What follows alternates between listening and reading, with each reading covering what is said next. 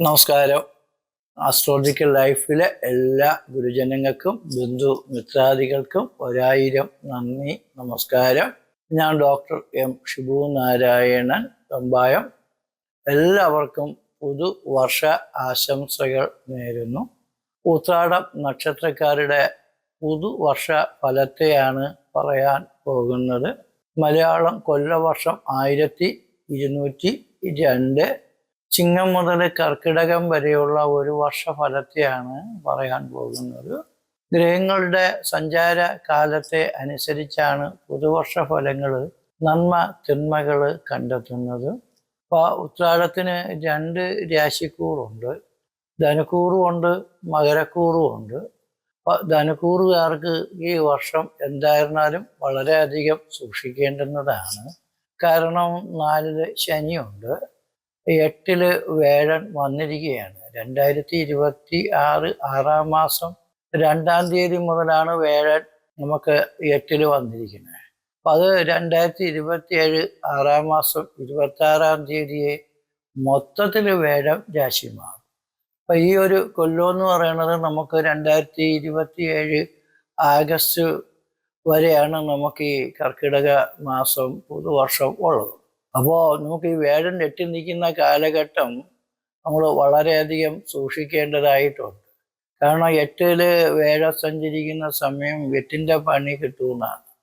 8ൻ്റെ പണി എന്ന് പറയുന്നത് ജാതം വാ വിഫലം വി നഷ്ടവികലോ തത്രോ അതി കഷ്ടോ അഷ്ടമഹ എന്നാണ്. ജാതം വാ വിഫലോ എന്ന് വെച്ചാൽ നമുക്ക് ഒരു ഫലവും കിട്ടണില്ലെന്ന് നമുക്കങ്ങ് തോന്നും. നല്ല ജോലി കിട്ടി, പ്രൊമോഷൻ കിട്ടി, സാലറി കിട്ടി, പ്രോഫിറ്റ് കിട്ടി, എല്ലാം കിട്ടിയാലും കൈ ഇരിക്കുന്നതൊക്കെ അങ്ങ് ചിലവായി പോകുമ്പോഴാണ് ഉള്ള ജോലിയിൽ മെച്ചം കിട്ടണില്ല എന്ന് തോന്നണം. ഇപ്പോൾ കിട്ടണ പൈസ ചിലവായി വരുമ്പോൾ ഒരു ജോലി കളഞ്ഞിട്ട് വേറൊരു ജോലി തേടുകയല്ല നിങ്ങൾ ചെയ്യാനുള്ളത്.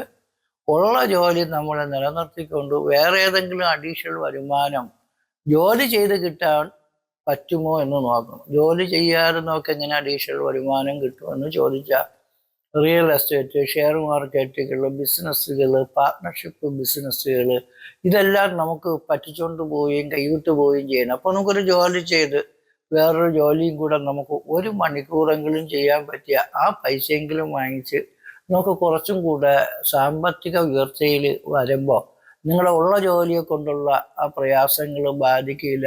പുതിയ ജോലിയിൽ നിന്നും കിട്ടുന്ന ആനുകൂല്യങ്ങളും കാര്യങ്ങളും നിങ്ങൾക്ക് കുറച്ചും കൂടി സഹായകരമാവും. അപ്പോൾ ധനു രാശിക്കൂറുകാരെന്ന് പറയുമ്പോൾ ഭയങ്കര ഈ സാഹസ്യന്മാരാണ്, യോദ്ധാക്കള രാശിയാണ് ഈ ധനുക്കൂർ എന്ന് പറയുന്നത്. അമ്പും വില്ലും ഒക്കെ വച്ച് കുതിരപ്പുറത്ത് അങ്ങനെ യുദ്ധത്തിനിരിക്കുന്ന ഒരു യോദ്ധാവാണ് ഈ ധനുരാശി. അമ്പും വില്ലും ധനുവിനുദിതം എന്നാണ്. ഇപ്പം ഇവർക്ക് പോലീസ്, പട്ടാളം, വക്കീൽ, നിയമ അധികാരമൊക്കെ ഉള്ള വകുപ്പിൽ പെടുന്ന ജോലികളായിരിക്കും കിട്ടുന്നത്. ഒരുപക്ഷെ ജോലി ഇല്ലാത്തവരും അവർ അതേപോലെ സദാചാര പോലീസെങ്കിലും ചമയാൻ ശ്രമിക്കുന്നവരാണ്. വീട്ടിലുള്ളവരെയും നാട്ടിലുള്ളവരെയും ഉപദേശിക്കുന്നത് നല്ലതാണെങ്കിലും ഈ സമയത്ത് നമ്മൾ ഉപദേശങ്ങൾ നമുക്ക് ഉപദ്രവമായിട്ട് വരുന്ന ഒരു സമയമാണ്. അപ്പം അതുകൊണ്ട് നമ്മുടെ സംഘം, സമുദായം, ഏത് രംഗത്ത് നിൽക്കുന്നവരും വീട്ടിൽ തന്നെയും ഒരു കാര്യവും പറഞ്ഞാൽ വീട്ടിലുള്ളവരനുസരിക്കാത്ത സമയമാണ്. പിന്നെ നമ്മൾ സഹിക്കാനും ഒഴിഞ്ഞുമാറി ജീവിക്കാനും, ഒഴിഞ്ഞുമാറിനെ കലവിച്ചു പോകണമെന്നല്ല, സ്നേഹിച്ച് നിൽക്കാനും വഴക്കിൽ ചെന്ന് ഇടപെട്ട് കൂടുതൽ പ്രശ്നങ്ങൾ സൃഷ്ടിക്കാതിരിക്കാനുമുള്ള നയതന്ത്രമായ പെരുമാറ്റങ്ങൾ ജോലിയിലും വീട്ടിലും നാട്ടിലും നമ്മൾ പ്രവർത്തിച്ചാലേ നമുക്ക് നിലനിൽപ്പ് ഉണ്ടാവൂ. കാരണം ജാതം വാ വിഫലം, നമുക്ക് ഒരു ഫലവും കിട്ടണില്ലെന്നും പറഞ്ഞുകൊണ്ട് ജോലി കിട്ടിയാൽ പോലും കളഞ്ഞിട്ട് വരും, പ്രൊമോഷൻ കിട്ടിയാലും കളഞ്ഞിട്ട് വരും. അതെന്തൊരു വകുപ്പെന്ന് നിങ്ങൾ ചോദിക്കും. ഇതെന്ത് ജോലിസിൽ ഇങ്ങനെ പറയണം, പ്രൊമോഷൻ കിട്ടിയ ആരെങ്കിലും കളയില്ല. ജോലി ഭാരം കൂടും, കൂടുതൽ ഇരട്ടിപ്പണി ചെയ്യേണ്ടി വരും, മറ്റുള്ള കാര്യങ്ങൾ കുറച്ചും കൂടെ ശ്രദ്ധ കേന്ദ്രീകരിക്കേണ്ടി വരും. അപ്പോൾ അലസനായിട്ടിരിക്കുന്ന നമുക്കത് ബുദ്ധിമുട്ടായിട്ട് തോന്നണമെങ്കിൽ ആ ജോലി വേണ്ടെന്ന് കളഞ്ഞിട്ട് വേറൊരു ജോലിക്ക് പോവാമെന്ന് തോന്നും. വേറെ ജോലി കിട്ടണമെങ്കിൽ കുഴപ്പമൊന്നുമില്ല, പക്ഷേ ഈ സമയത്ത് കിട്ടാൻ പാടാണ്. വേറെ ജോലിക്ക് പോയാലും അവിടെയും വെറുതെ പൈസ തരൂലല്ലോ, ജോലി ചെയ്താലേ പൈസ തരും. അപ്പോൾ അത് നമ്മളൊന്ന് സൂക്ഷിക്കണം. ഈ നഷ്ടം കയ്യിരുന്നതും പോയി, കിട്ടാനുള്ളത് കിട്ടണതുമില്ല, തരാനുള്ളത് തരണതുമില്ല, കടവും കൂടെ ആവും. അതിന് വലിയ ബുദ്ധിമുട്ടുകളും നമുക്ക് വരുന്ന സമയം. വേഴയിട്ട് നിൽക്കുമ്പോൾ വലിയ കോടീശ്വരന്മാർ പോലും, വലിയ ബിസിനസ് സാമ്രാജ്യമുള്ളവർ ഒരു പൈസ പോലും കടമില്ലാതെ ജീവിച്ചവര് സ്വയം ആത്മഹത്യ ചെയ്തൊക്കെ പോണ ഒരു സമയമാണ്. കഴിഞ്ഞ കാലങ്ങളിൽ അങ്ങനെ എട്ടിവേഴ നിന്ന വലിയ കോടീശ്വരന്മാർക്ക് പല പരാജയങ്ങളും വന്നിട്ടുണ്ട്.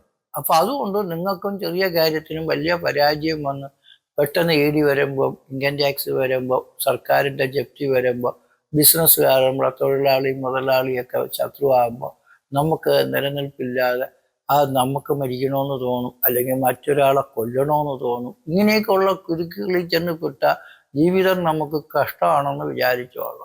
നമ്മുടെ ശുദ്ധനാണെങ്കിലും ദുഷ്ടനായിട്ട് മാറുന്ന ഒരു സമയമാണ് ഈ എട്ടുവേഴ്. ഈ കല ഐശ്വര്യ അഭിവൃദ്ധിക്ക് മങ്ങല്. കലയെന്ന് വെച്ചാൽ ഐശ്വര്യം എന്നാണ്. ഐശ്വര്യത്തിന് മങ്ങല്. കലഹം എന്നുള്ള വാക്കിന്റെ അർത്ഥം എന്താണ്? കല ഹനയതി ഇതി കലഹ. കലയെ ഹനിക്കുന്ന സാധനം ആണ് കലഹം. അപ്പൊ കലഹമുള്ള വീട്, നാട്, രാഷ്ട്രീയം, അമ്പലം ഒരു സ്ഥലവും ഇതുവരെയ്ക്കും നന്നായിട്ടില്ല. അതുകൊണ്ട് നിങ്ങളും ദയവ് ചെയ്ത് കലഹം കാണിക്കരുത്. നമ്മൾ ആരുടെ കലഹം കാണിക്കുന്നത്? സർക്കാരിൻ്റെ കൂടെ കലഹം കാണിക്കുന്നത്, ഉദ്യോഗസ്ഥന്മാരുടെ, അല്ലെ വീട്ടിലുള്ള പെണ്ടാട്ടിയുടെയും മാപ്പിളരുടെയും മക്കളുടെയൊക്കെ കലഹം കാണിച്ചു എന്ത് നേടാനാണ് നിങ്ങൾക്ക്? ഒന്നുമില്ല.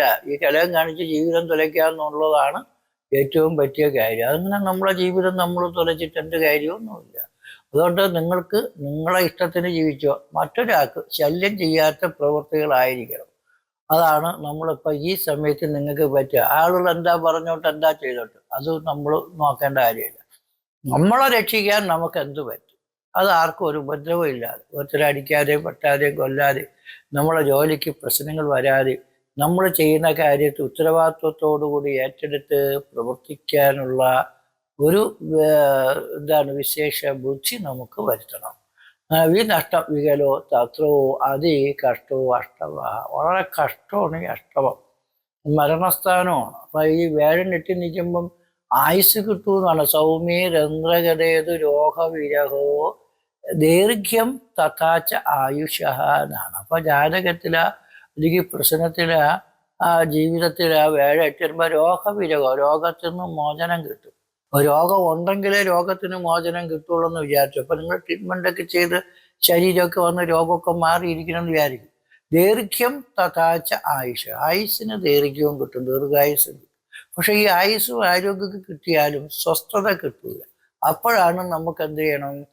മരിക്കണമെന്ന് തോന്നുന്ന അവസ്ഥ ഉണ്ടാകും. അങ്ങനെ നമുക്ക് ശരിക്കും എന്താ, എനിക്കൊന്നും വേണ്ട, എൻ്റെ ജീവിതം മതിയായെന്ന് തോന്നി ആത്മഹത്യ ചെയ്യുന്നതായ അവസ്ഥകളാണ്. അപ്പൊ നിങ്ങൾ ഒരിക്കലും നിങ്ങളെ കൊല്ലരുത്. നിങ്ങളെ മറ്റുള്ളവർ കൊല്ലാൻ വരെ ശ്രമിക്കുന്ന സമയമാണെങ്കിലും നമുക്ക് സമാധാനിച്ച് ജീവിക്കാം.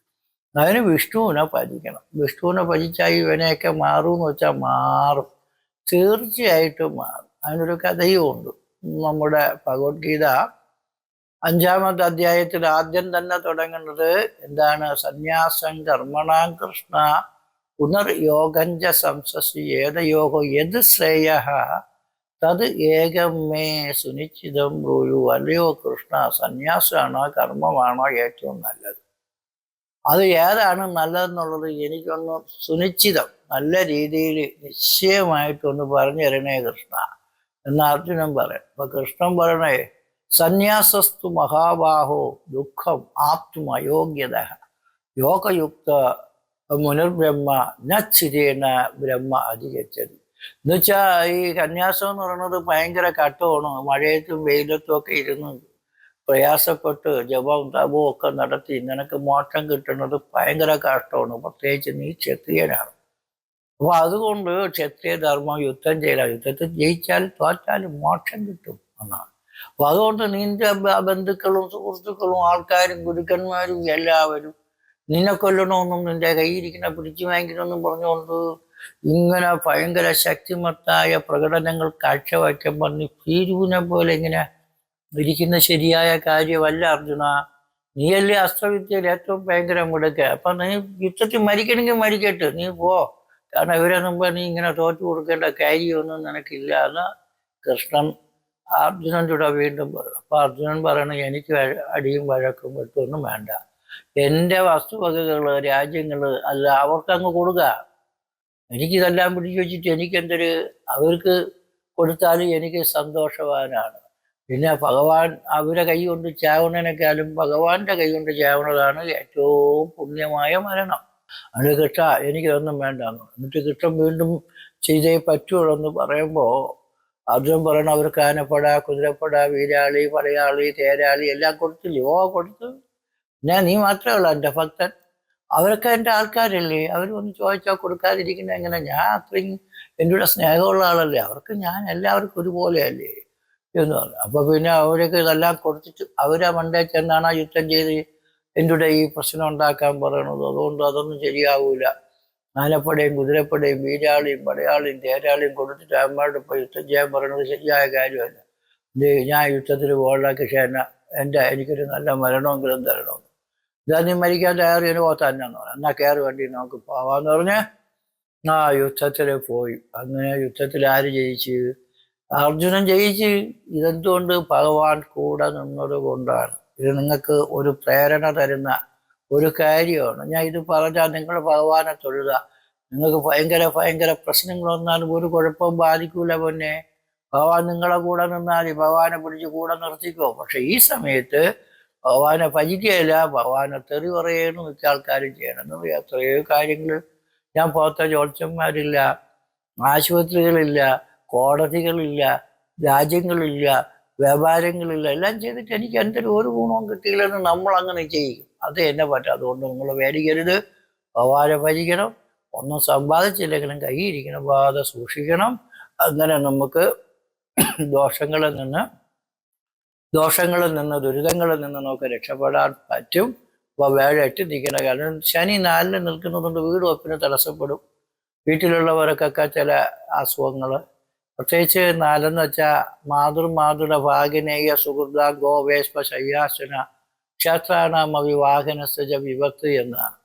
അപ്പം അമ്മയ്ക്ക് അസുഖവും, അമ്മാമാർക്കും ബന്ധുവർഗങ്ങൾക്കും അസുഖവും, അങ്ങനെ വീട്ടിലെ കൃഷി നാൾക്കാർ ഇതിനൊക്കെ നഷ്ടം, ചെറിയ വ്യാപാര നഷ്ടങ്ങൾ, ക്ഷേത്രാണാമവി വാഹനസജ വിപത്ത്, വീട് വെപ്പിന് തടസ്സം, വാഹന വിപത്തൊന്നും വണ്ടിയൊക്കെ ഓട്ടിക്കുന്നത് സൂക്ഷിക്കണം. റോട്ടിൻ്റെ സൈഡിൽ നിന്നാലും അവനെങ്കിലും ഒന്ന് തട്ടിയിട്ടിട്ട് പോകണ സമയം. അതുകൊണ്ട് എല്ലാ കാര്യങ്ങളും നിങ്ങൾ വളരെ സൂക്ഷ്മമായിട്ട് നമ്മൾ കൈകാര്യം ചെയ്യണം. കാരണം നമ്മൾ എറണാകുളത്ത് നിന്ന് തിരുവനന്തപുരത്ത് നിന്ന് ഒരാളാണെങ്കിൽ എത്രയോ ലൈറ്റ് ട്രാഫിക് ഇതൊക്കെ കിടക്കുന്നു. ഒക്കെ സ്പീഡിൽ വന്നു കഴിഞ്ഞാൽ ഇവിടുന്ന് അവിടം വരെ പോകുമ്പോൾ 10 സ്ഥലത്ത് നമുക്ക് ക്യാമറ അടിച്ചു കഴിഞ്ഞാൽ വലിയൊരു എമൗണ്ട് കൊടുക്കേണ്ടി വരും. അപ്പം അതൊക്കെ നമ്മൾ വാഹനത്തിന് നഷ്ടം വന്നില്ലെങ്കിൽ വാഹന നിമിത്തം സ്പീഡ് കൂടിയതിൻ്റെ പേരിൽ, അഭ്യാസം കാണിച്ചതിൻ്റെ പേരിലൊക്കെ ഇങ്ങനെയുള്ള ശിക്ഷാ നടപടികളും ഉണ്ടാകുന്ന സമയം. അതൊക്കെ നമ്മൾ വണ്ടിയൊക്കെ ഓട്ടിക്കണം, സൂക്ഷിക്കണം. അങ്ങനെ ദൈവാനുകൂല്യം വരുത്തണം. ഗണപതി പൂജ, ഭഗവതി പൂജ, മൃത്യുഞ്ജയ, ഐശ്വര്യ പൂജ, ശത്രു സംഹാര പൂജയൊക്കെ ചെയ്യണം. നമ്മളെ രക്ഷിക്കാൻ നമുക്ക് പറ്റൂ. അതുകൊണ്ടാണ് നമുക്കത് അനുകൂലമാകുന്നത്. പിന്നെ സന്താനകാരകരാണ് വേറെ. പിള്ളേരുമായിട്ട് വഴക്കുണ്ടാക്കാനും പിള്ളേർ കലവിച്ചുവാനും മരിച്ചു കളയാനൊക്കെ തോന്നുന്ന സമയം. പിള്ളേരെ കല്യാണം നടക്കണില്ല, ജോലി കിട്ടണില്ല, പൈസ കിട്ടാനുള്ള ടെൻഷനൊന്നും വേണ്ട. മക്കൾ പറയണ കേട്ട് ഈ കൊല്ലം നമുക്ക് ജീവിക്കണം. അങ്ങനെ നമ്മൾ പിള്ളേർ കലവിച്ചു പോകാനാ മരിച്ചു പോകാനൊക്കെ യോഗമുണ്ട്. അതൊക്കെ എങ്ങനെ യോജിച്ചേ നിങ്ങൾ പറയണമെന്ന് ശിഷ്യഗണങ്ങളും ചോദിക്കാറുണ്ട്. കാരണം ഈ പറയണ വേടൻ എന്ന് പറയുന്ന ഗ്രഹം ദക്ഷിണേ അനുകൂലേ പ്രായോ അനുകൂലാക സകലാസദേവ സത് പ്രതികൂല സതി ജ്ഞ അനുകൂല എന്നാണ്. ദൈവാനുകൂല്യം ചിന്തിക്കുന്ന ഗ്രഹം വേഴനാണ്. വേഴ അനുകൂലിച്ച് നിൽക്കുമ്പോൾ നമുക്കൊരു പ്രോബ്ലമല്ല, ഈശ്വരൻ്റെ അനുഗ്രഹം കൊണ്ട് എല്ലാ നേട്ടങ്ങളും കിട്ടും. അത് പ്രതികൂലമായി പോയാൽ ഞാൻ അനുകൂല ഭഗവാൻ പോലും കൈവിടുന്ന സമയമാണ്. അതുമല്ല വിത്തക്ഷയം, പ്രവാസം, രോഗം, ജനന്തി, മരണഭീതിയും വാദന നഷ്ടം, നാടോട്ട് പോക്ക്, രോഗങ്ങളും മരണഭയമൊക്കെ ഉള്ളതാണ് ഈ വേഴഗ്രഹം എട്ടി നിൽക്കുമ്പോൾ. അപ്പോൾ അതുകൊണ്ട് എട്ടിൻ്റെ പണി നമുക്ക് കിട്ടേണ്ടതാണ്. അല്ല നമ്മളായിട്ട് കുരുക്കിച്ചെന്ന് ചാടണല്ല. കുരുക്കുകളും നമ്മളെ തേടി എത്തി നമ്മൾ കുരുക്കി പോകുന്നതാണ്. അതുകൊണ്ട് ഫാമിലി ലൈഫ്, വിവാഹം, ഭാര്യ, കുടുംബം, ബന്ധം, മക്കൾ ഇതൊക്കെ നമുക്ക് വില പിടിച്ചതാണ്. അത് പോവാതെ സൂക്ഷിക്കേണ്ടത് നമ്മളെ ഉത്തരവാദിത്വം. മകരക്കൂറുകാർക്ക് വളരെ നല്ലതായ കാലമാണ്. കാരണം വേഴ 7ലും 8ലും വേഴ മാറുന്ന വീഡിയോ ഞാൻ ഇട്ടിട്ടുണ്ട്. അത് നിങ്ങൾ ശ്രദ്ധിച്ചാൽ അറിയാൻ പറ്റും. വേഴ ഇപ്പം 7ലാണ്. ഇവർക്ക് കഴിഞ്ഞ 8.5 കൊല്ലം കൊണ്ടുള്ള വേന മാറി ഇനി ജീവിതത്തിൽ വലിയ തകർച്ചയില്ലാതെ ഉയർച്ച ഉണ്ടാകാൻ യോഗമുള്ള സമയം. കാരണം ഈ മകരക്കൂറുകാർ ഉത്രാടത്തിന് കഴിഞ്ഞ 7.5 വർഷം 7.5 ശനിയായിരുന്നു 2025 മാർച്ചിന് തീർന്നു. അത് കഴിഞ്ഞപ്പോഴാ വേഴൻ 6 അങ്ങോട്ട് നിൽക്കാൻ തുടങ്ങി.